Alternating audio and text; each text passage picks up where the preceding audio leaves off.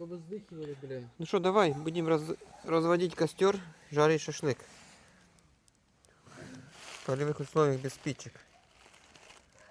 Гори, гори ясно, чтобы не погасло. С помощью фонарика. Вот дымок пошел. Дымок идет.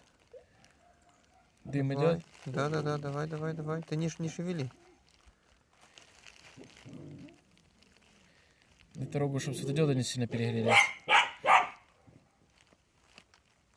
Может, раздуешь уже, не? Вот так вверху надо его прикручивать. О, чтоб, если огонь пойдет, чтобы он пошел наверх. Вот, друзья, смотрите.